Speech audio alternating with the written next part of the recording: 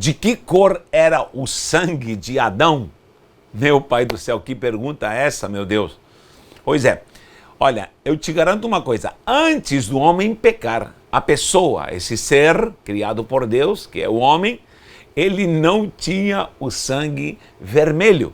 Depois da queda, ele passou a ter sangue vermelho. Não se escandalize, mas assista a minha teoria, escute, esteja com a gente, faça comentários, enfim, estamos aqui para entender a profundeza da palavra do Senhor. Antes de mais nada, eu digo, não venho com presunção ou querendo saber alguma coisa, mas eu quero apresentar aqui humildemente aquilo que o Senhor tem revelado em nosso coração, através de oração, de jejum, de busca e principalmente do esquadrinhar da palavra de Deus.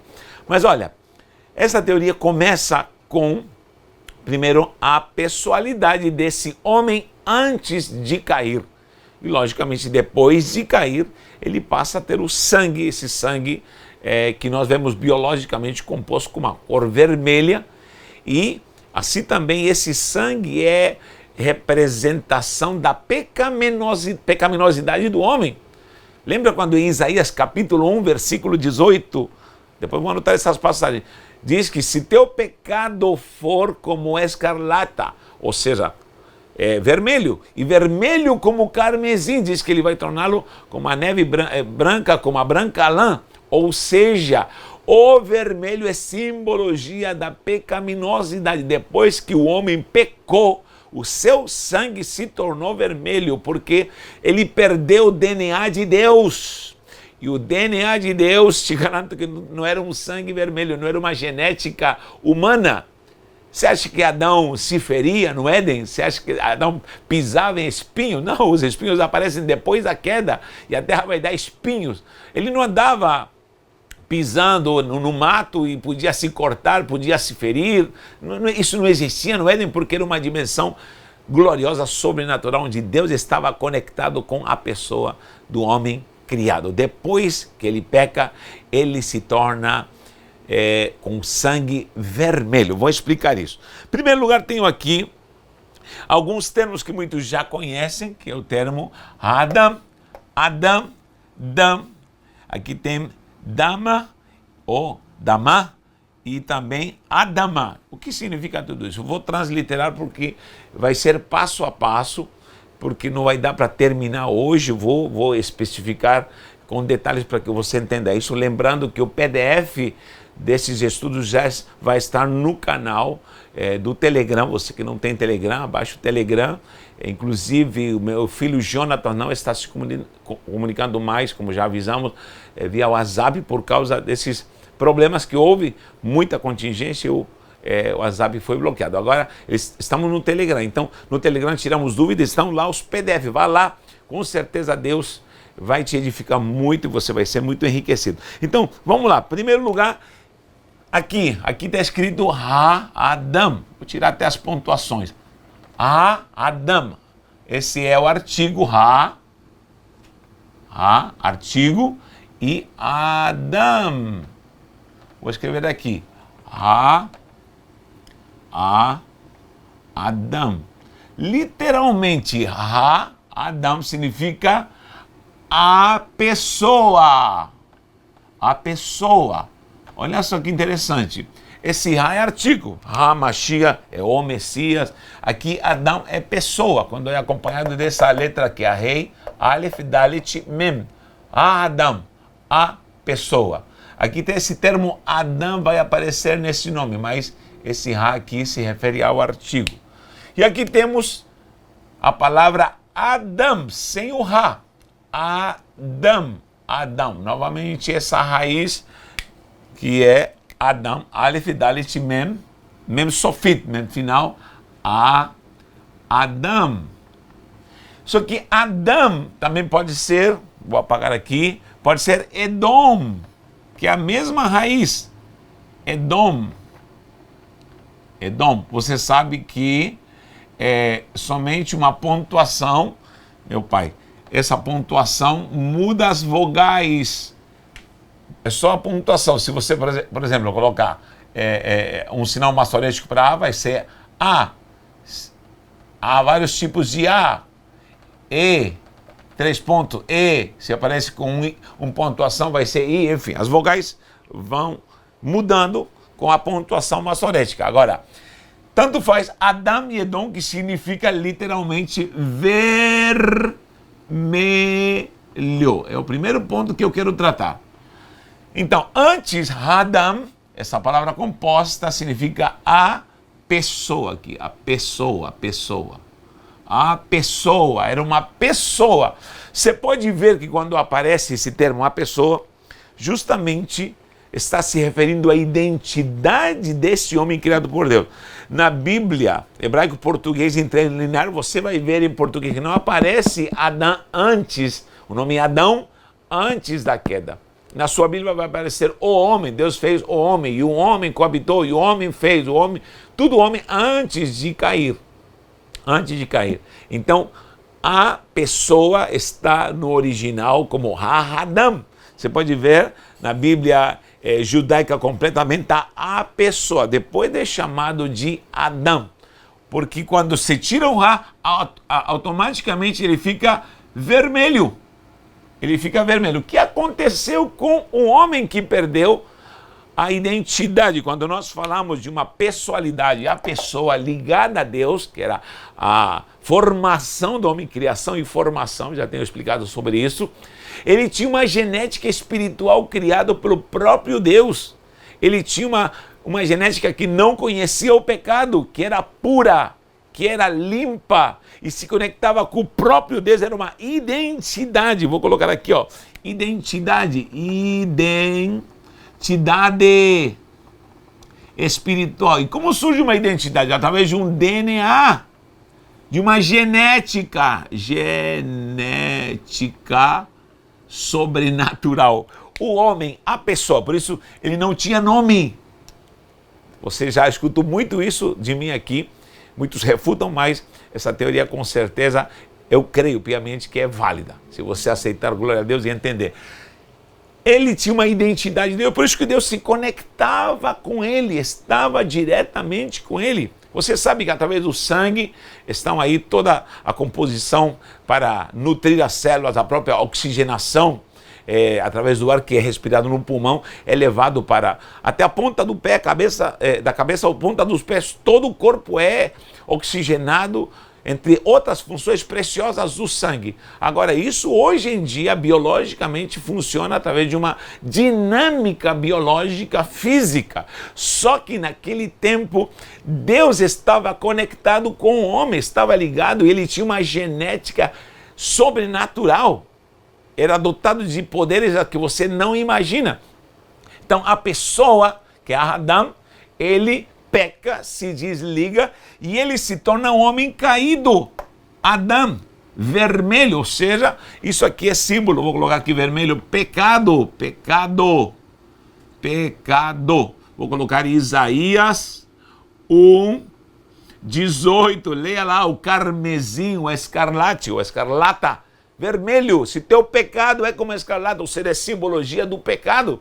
Então o sangue passou a ser vermelho, ou seja, tudo que é essa estrutura de glóbulos vermelhos, tudo que é a dinâmica do próprio sangue e a dependência de nutrição e como ele se decompôs para um sangue pecaminoso, olha só.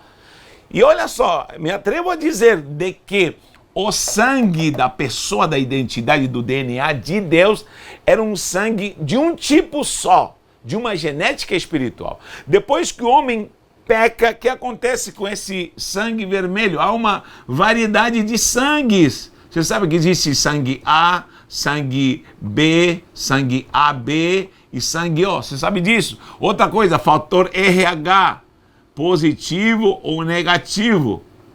Você sabe disso? E por aqui nascem todas as etnias. Etnias, muita gente diz raças, mas na verdade são etnias. Quando o homem peca, o sangue se decompõe, aí surge a variedade de etnias. As pessoas me perguntam, por que existem tantas raças se Deus fez um homem só? Sim, Deus fez um homem perfeito. Agora, não imagine cor desse homem. Não imagine cor desse homem. Não imagine, por favor. Por isso que eu digo, quando pintam o homem no jardim do Éden, pintam aquela serpente descendo da árvore, trazendo uma maçãzinha. Em primeiro lugar, a serpente não tinha essa figura porque ela não rastejava. Só depois da condenação é que diz, a partir de hoje rastejrás. A serpente não rastejava e não tinha esse formato de hoje. E outra, você já pensou por que Eva não se espantou quando essa serpente falou com ela? Ela não disse, meu Deus, uma serpente falando. Então era uma dimensão que você e eu às vezes não compreendemos e vamos ter que nos aprofundar um pouco na palavra para entender isso. Então, como pintam esse jardinzinho com uma serpentinha descendo, com uma maçãzinha e uma genética física do homem como se fosse um ser humano qualquer. Não. Queridos, o DNA do homem era uma genética, o genótipo e o fenótipo do homem, criado, da pessoa, desse aqui, era uma figura, imagem e semelhança de Deus. Em hebraico primeiro é Betselem é sombra, imagem, Betselemenu, enu significa nossa imagem, que demuteno, nossa semelhança. Deus fala isso. Então, essa pessoa era uma pessoalidade assim, fora daquilo que você possa imaginar. Tá bom? Quando ele peca, ele fica vermelho. E esse sangue, que era um DNA espiritual único, é por isso que eu me atrevo a dizer, já fiz o estudo onde declaro que a própria mulher e homem não tiveram filhos no Éden. Podiam ter um monte de filhos e não tiveram filhos. Cai a teoria de que eles tiveram filho, porque se eles tivessem tido uma genética, com a genética espiritual, filhos, teria havido uma geração de filhos no Éden e eles teriam ficado lá e somente o homem e a mulher teriam sido expulsos. É o que o diabo tentou impedir, que houvesse essa multiplicação dessa genética pura no Éden. O Éden não é simplesmente um jardinzinho qualquer, não. Esse jardim no Éden era uma dimensão que vinha direto conectada da glória de Deus. Então o homem fica vermelho, aí surge todos esses tipos de sangue, há uma multiplicação, uma proliferação, há uma decomposição, e aí começam nessa multiplicação do vermelho aqui, os tipos de sangue, vem as etnias, vem as deformações. Qual é a etnia perfeita? Não sabemos. Vermelha, branca, raça negra, ou etnia negra, ou etnia amarela, que são os orientais. Qual é a certa? Não sabemos. Não sabemos. Agora, que todas elas, a branca, a negra, a vermelha e qualquer raça, etnia que possa haver na terra, ou qualquer tipo de misturas de raça, isso é consequência do pecado. Assim como também através do sangue vem doenças. Todas as doenças se proliferam pelo sangue. E um sangue doente, um sangue pecaminoso, um sangue que vai morrer, um sangue que vai acabando dia após dia que vamos vivendo. Então, essa herança do vermelho vem como o Edom. Lembra de Adão? Edom é o mesmo nome, só muda a pontuação. Lembra de Edom? Era o Esaú. Esaú tinha esse nome. Quem lembra quando ele começou a se chamar Edom?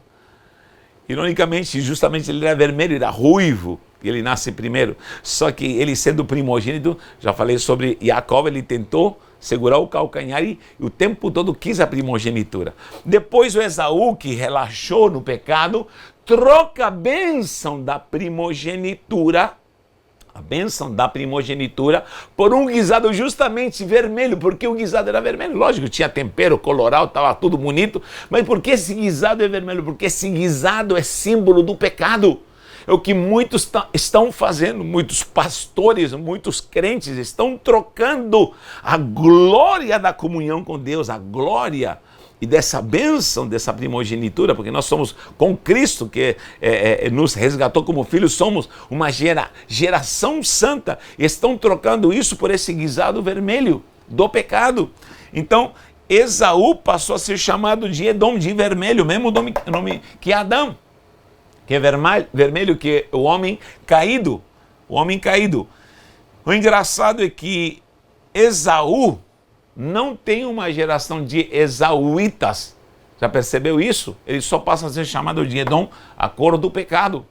A pessoa pode ser muito santa, mas quando ela peca, ela passa a ser conhecida como a cor do pecado que ele cometeu. Conhece aquele pastor? Sim, o pastor que caiu é adultério. Vamos falar isso, vamos reconhecê-la pela cor do pecado que cometeu. Esse pastor pode ter sido uma grande bênção, mas se ele pecar, todo mundo vai falar do pecado dele. Essa é a mancha do vermelho, a mancha do pecado. Então, escute bem. Escute bem, o vermelho se impregna no homem para dominá-lo e lhe dá, logicamente, essa genética maligna, pecaminosa, que o faz sucumbir a cada dia. O Edom, como falei, o Esaú não tem Esauítas. Você sabe que Gad gera os Gaditas, Israel, israelitas. Cada um dos nomes vai gerar numa geração segundo o seu nome. Agora, você não vai ver Esauítas. Por quê? Porque ele vai ser reconhecido só por Edom. Aí tem os Edomitas, inclusive deram um trabalho para Israel. Os Edomitas, todos os Edomitas significa a geração dos vermelhos, a geração pecaminosa. Esse é algo simbólico. Então, quando nós vemos esse sangue vermelho, estamos vendo agora o resultado do pecado. Quando você se ferir sangue vermelho, você vai lembrar que é a cor do pecado. Meu Deus, mas o que acontece? Como solucionar esse problema? Agora, tantos grupos sanguíneos, como falei, até há problemas de uma mulher grávida que tem um filho com sangues diferentes, isso pode dar gravíssimos problemas de saúde para o bebê, por causa de que há até esse risco de sangue se misturar e dar problema. Por quê? Porque esse é o resultado do pecado do homem. Agora, o homem, antes que tinha essa genética de Deus, estava com uma conexão a algo sobrenatural. E o seu sangue, te garanto que não era vermelho. Por quê? Porque a estrutura de Adão era composta pela genética de Deus, e isso trazia na sua essência. Por isso, quando aparece a medula é o que fabrica o sangue, a sua estrutura, a sua essência era composta por algo sobrenatural. O engraçado é que o nome Adão é um nome de conexão a algo espiritual. E eu digo que era uma composição espiritual. Ele era composto de uma matéria chamada água, mas era espiritual. Olha só, esse nome Adão está aqui, vou escrever aqui em vermelho.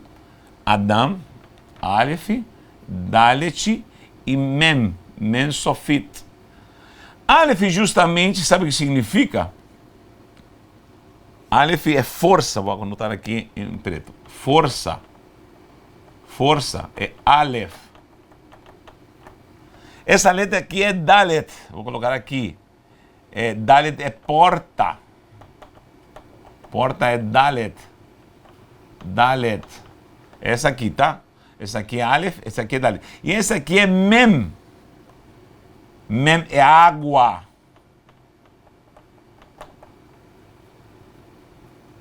Mem. Aleph, Dalet, Mem. É isso? Aleph, Dalet, Mem. Vou colocar aqui. 1, 2 e 3. 1, 2 e 3. Para que fique mais claro. Olha só.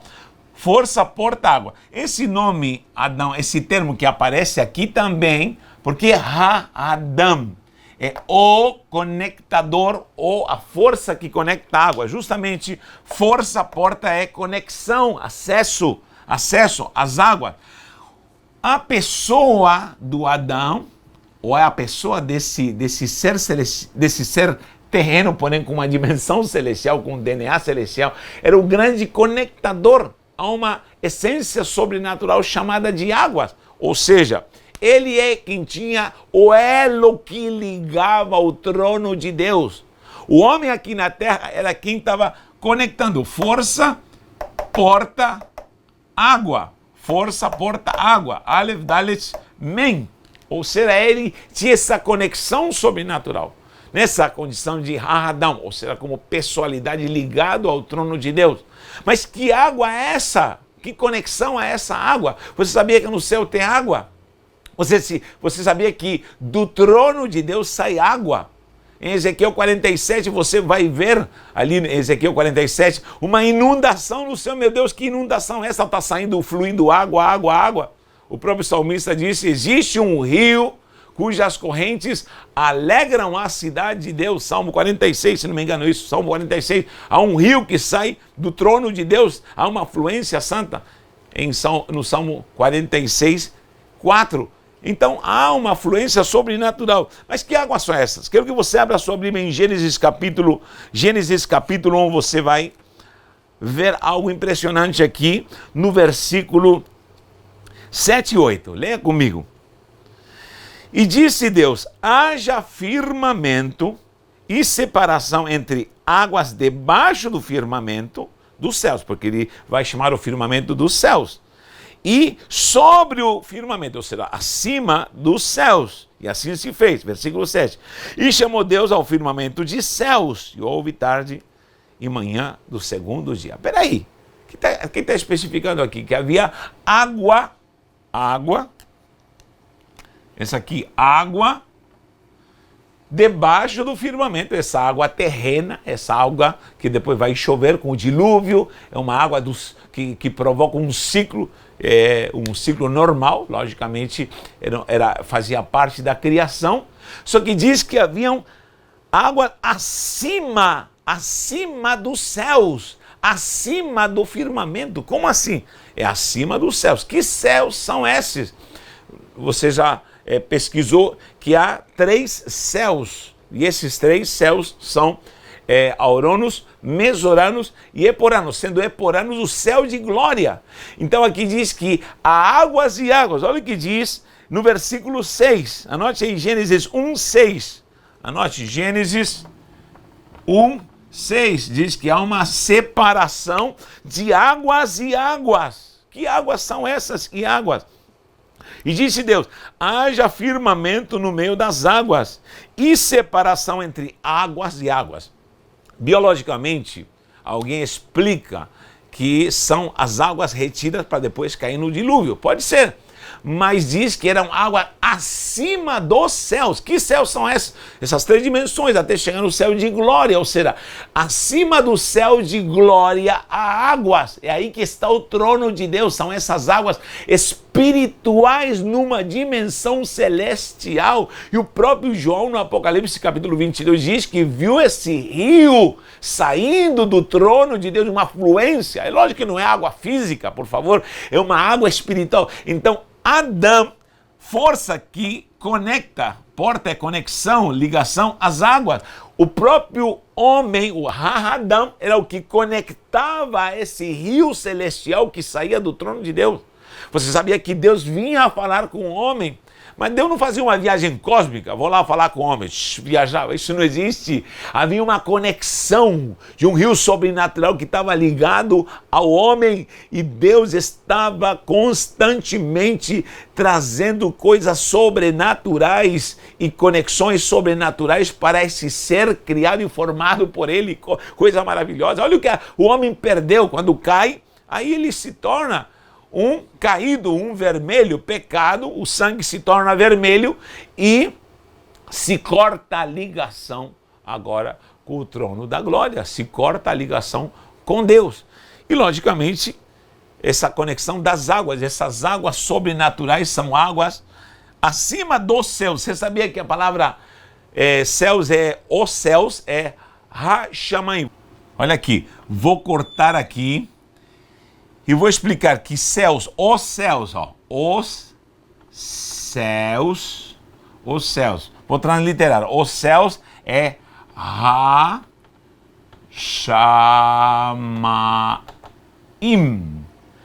Isso é uma palavra em plural, são os céus. Auranos, Mesoranos, Eporanos, termina com o céu de glória. Maim, isso aqui, Maim é águas. Hamaim, as águas. Olha só, os céus são compostos de águas.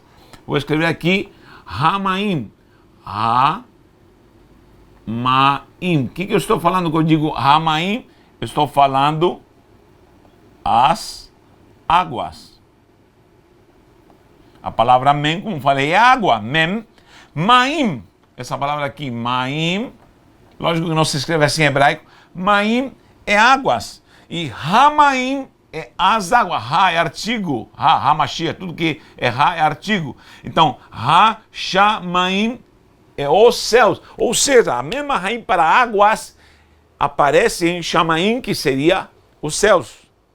Então nós temos que compreender que os céus, nos céus, há uma composição de águas, mas são águas espirituais. É essa água que Jesus ofereceu para a mulher samaritana. A mulher samaritana estava pedindo água aqui da terra, por isso há a separação entre águas e águas, segundo Gênesis capítulo 1, versículo 6. A separação de águas e águas. Essa água espiritual que o homem se conectava era a ligação do trono, das águas que saem do trono de Deus. E agora, quando ele está aqui na terra, ele traz de volta essa conexão. É por isso que ele fala para as samaritanas: ó mulher, você pode tirar dessa água, mas eu tenho uma água que se você beber, ela vai te regenerar, o que você nunca mais vai ter sede. Ah, eu quero dessa água. Essa água sou eu. Eu sou agora o último Adão. O primeiro homem, o primeiro ser, o primeiro Adão falhou na conexão com as águas do trono. Agora eu trago uma água viva. Em João 7 ele fala, na festa se levanta e diz: ei, quem beber, quem crê em mim, quem crê em mim, diz que do seu interior vão fluir rios de água viva. E vai conectar esse rio ao rio de Deus, que salta para a vida eterna. Aleluia! Vem novamente a conexão com as águas. Então eu preciso entender que essa composição do sangue do homem antes de cair não era vermelho. Mas que água é essa? Era uma composição espiritual. A água que aparece no rio, diz João no capítulo 22 de Apocalipse, diz que era cristalina. É a forma que ele deu, cristal, cor de cristal, era brilhante, era uma água brilhante como cristal. Ele vê também um mar de cristal. Olha, água como cristal. Ele não sabia explicar o que ele estava vendo. Essa água que estava conectada ao próprio homem no Éden e fazia ele brilhar com uma luz cristalina, sobrenatural. O DNA do homem era um DNA maravilhoso, cristalino, com a glória de Deus, ao ponto dele falar face a face com Deus, não se derreter. Agora, quando ele cai, ele fica caído, vermelho, e com certeza começa essa ação maligna na história do homem. Agora, o que acontece com esse último Adão, que é Yeshua? Yeshua, ele vem à terra. Ele é gerado não por sangue de homem, só que ele se faz pecado. O seu sangue era vermelho porque ele se fez pecado por nós.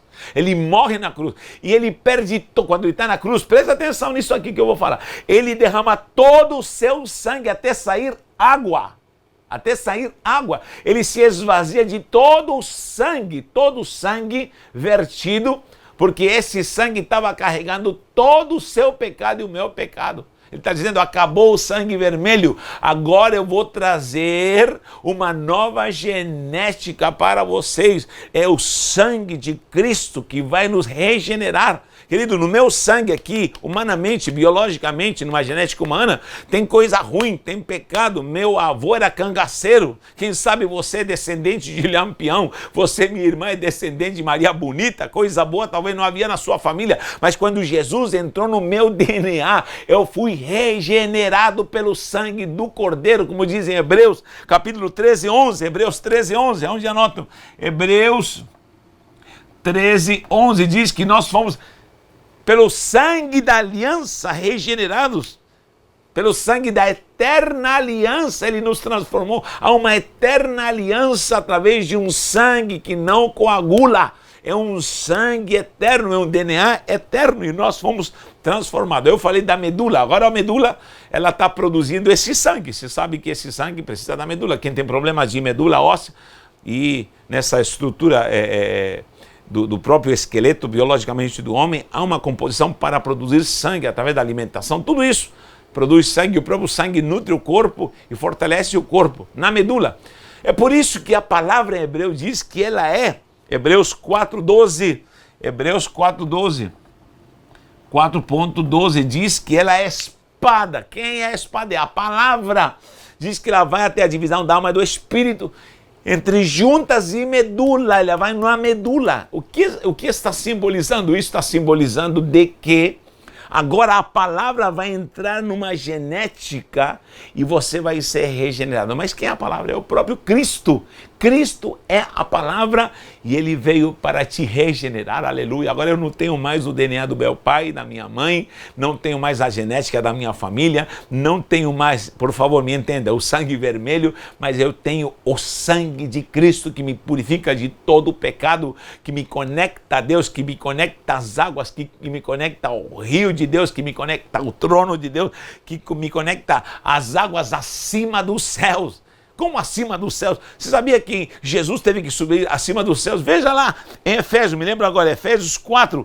Olha o que diz em Efésios 4. Você vai encontrar que Jesus subiu acima dos céus. Quando ele morre, ele vem aqui na terra, nas profundezas da terra, mas ele sobe. Efésios 4. Olha o que diz. Efésios 4:10. Anote aí, por favor. Efésios 4:10. Vou anotar aqui. Efésios 4:10. Diz que ele subiu acima dos céus. Aquele que desceu é também o mesmo que subiu acima de todos os céus. Para quê? Para preencher, para conectar todas as coisas. E ele vem agora, vai conceder dons aos homens, uns para apóstolos, outros para profetas, outros para evangelistas, outros para pastores e outros para mestres. Dons otorgados para edificação, fortalecimento da igreja, amados, isso é rico demais. Não compreenda que nós agora temos uma genética santa gloriosa. Nós vamos estudar cada palavra. Somente estudei essas duas. Tem mais essas três palavras. Até essa terceira já foi, porque aqui é dam. É dam. Dam, que justamente significa sangue. Aqui está escrito sangue em hebraico. Dalet mem. Sangue. Só que eu vou estudar essas duas últimas palavras para completarmos esse estudo. No próximo estudo vou entrar já nessa profundidade de o que o homem perdeu no Éden e como ele agora em Cristo precisa ser religado novamente a Deus numa dimensão sobrenatural e voltar a ser semelhança do próprio Deus, tá bom? Deus te abençoe, continuamos no próximo estudo.